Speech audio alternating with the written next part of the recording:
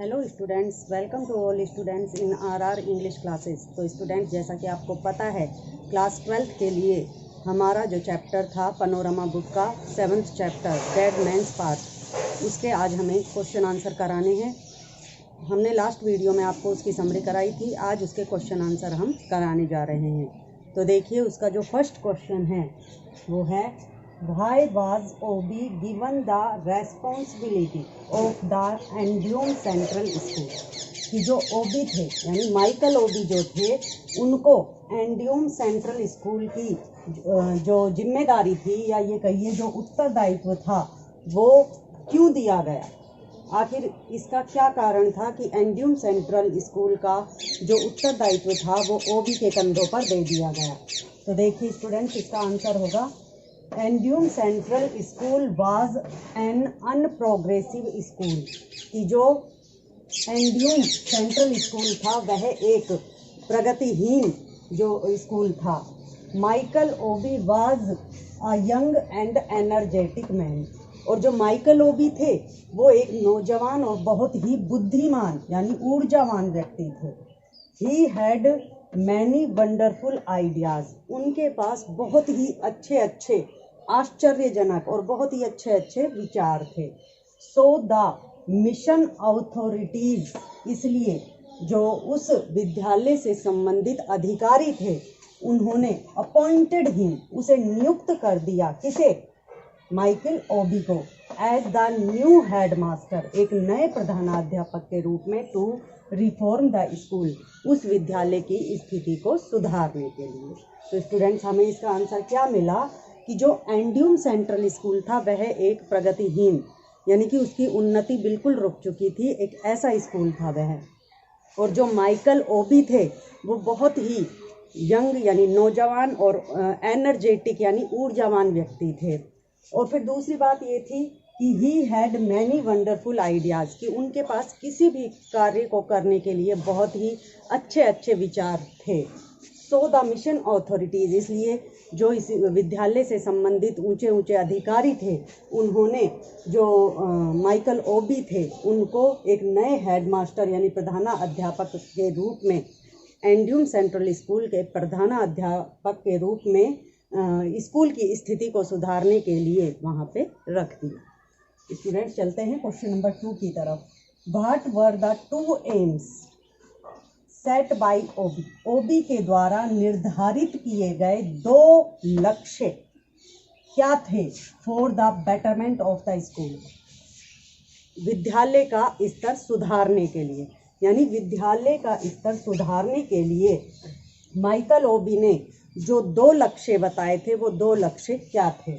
तो देखिए स्टूडेंट्स, इसका जो आंसर है, ओबी हैड 2 एम्स, ओबी के 2 उद्देश्य थे। One was to have a high standard of teaching. एक उद्देश्य तो ये था कि कोई भी स्कूल हो उसमें पढ़ाने का जो तरीका है वो उच्च स्तर का होना चाहिए।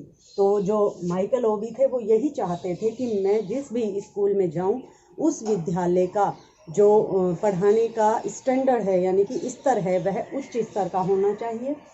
द अदर वाज, और दूसरा जो मेन लक्ष्य था, to turn the school compound into a beautiful place.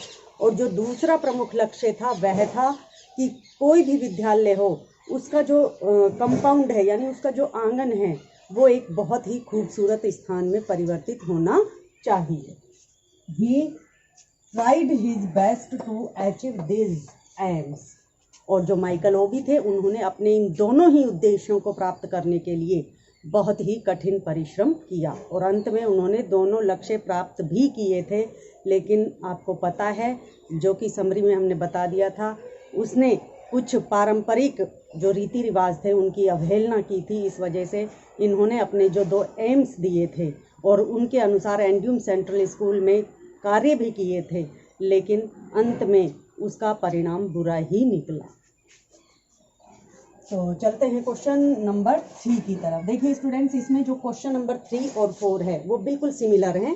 तो जो आंसर क्वेश्चन नंबर 3 का आएगा वो ही क्वेश्चन का मतलब क्वेश्चन नंबर जो 4 है उसका आंसर भी बिल्कुल क्वेश्चन नंबर 3 वाला आंसर ही आएगा।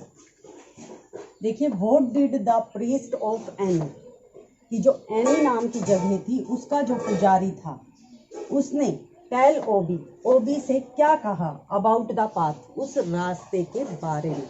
एनी का जो पंडित था या पुजारी था उसने उस रास्ते के बारे में ओबी से यानी माइकल ओबी से क्या कहा था। तो देखिए स्टूडेंट्स इसका answer, the priest of any, any का पुजारी, टोल्ड ओबी, एनी के पुजारी ने ओबी से कहा that he the path was there before he and his father were born, कि ये जो रास्ता है ये रास्ता उस माइकल ओबी और उसके पिताजी के जन्म से भी पहले का है। The whole life of that village, और उस गांव का पूरा जीवन डिपेंडेंट ऑन इट, उस पर ही निर्भर था। किस पर? उस रास्ते पर।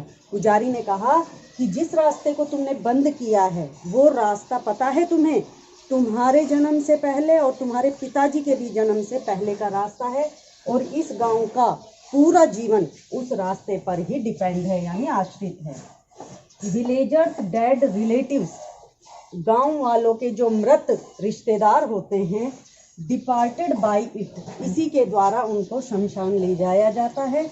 एंड देयर एंसेस्टर्स, और ऐसा माना जाता है कि उनके जो पूर्वज हैं, विजिटेड दैम, वहाँ से उनके पास आते हैं बाय इट, उसी रास्ते से, यानी कि उसी रास्ते से वो उनसे मिलने के लिए आते हैं। बट लेकिन मोस्ट इम्पोर्टेंट, सबसे महत्वपूर्ण बात यह थी कि इट वॉज द पाथ, कि वह एक ऐसा रास्ता था जिस पर the children coming to be born, कि वह एक ऐसा रास्ता था कि जब किसी बच्चे का जन्म होता था तो उस बच्चे को और उसकी माँ को उसी रास्ते से घर लाया जाता था।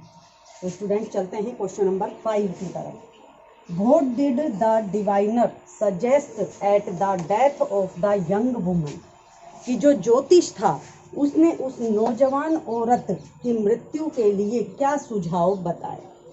तो देखिए, the diviner suggested heavy sacrifices to pacify ancestors, कि जो ज्योतिष था उसने बहुत ही बड़े बड़े बलिदान बताए अपने पूर्वजों को संतुष्ट करने के लिए। उसने कहा, ही सेड, उसने कहा दैट कि दे वर इंसल्टेड, कि उनका अपमान किया गया था, बाय द फ्रेंड्स, किसके द्वारा अपमान किया गया था, वहाँ पे जो बाड़ लगा दी गई थी, उस रास्ते पर जो बाड़ लगा दी गई थी ओबी के द्वारा, उन बाड़ के द्वारा उनका अपमान किया गया था। Now they had to be pleased by opening the path again, अब उनको इस रास्ते को खोलने के बाद दोबारा से खुश करना होगा। तो इस प्रकार से हमारे ये जो 5 क्वेश्चन थे ये कंप्लीट हो चुके हैं। अब चलते हैं क्वेश्चन नंबर 6 की तरफ। तो देखिए students, question number 6, describe the report prepared by the white supervisor, कि जो वहाँ पे एक फॉरेन सुपरवाइजर यानी निरीक्षक आया था, उसने उस विद्यालय, किस विद्यालय, एंड्यूम सेंट्रल स्कूल के बारे में कैसी रिपोर्ट तैयार की थी। तो देखिए इसका answer, the white supervisor prepared a nasty report. Endium central school के बारे में जो वो सुपरवाइजर आए थे उन्होंने बहुत ही नेस्टी मतलब बहुत ही खराब रिपोर्ट तैयार की। ही रोट, उन्होंने लिखा, little about the state of the school building, उन्होंने उस विद्यालय का जो भवन था उसके बारे में भी लिखा।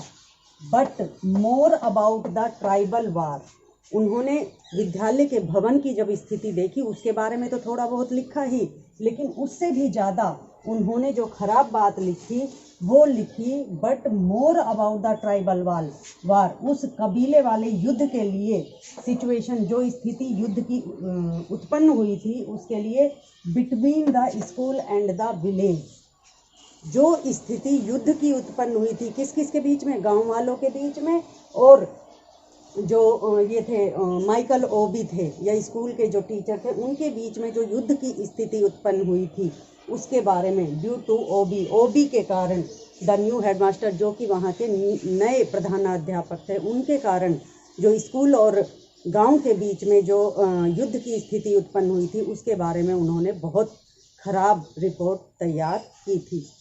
तो स्टूडेंट्स, हमारा जो चैप्टर नंबर 7 था, तो उसके क्वेश्चन आंसर आज कंप्लीट हो चुके हैं। अब हम आपसे नेक्स्ट वीडियो में नेक्स्ट चैप्टर के साथ मिलेंगे। तब तक के लिए थैंक्स।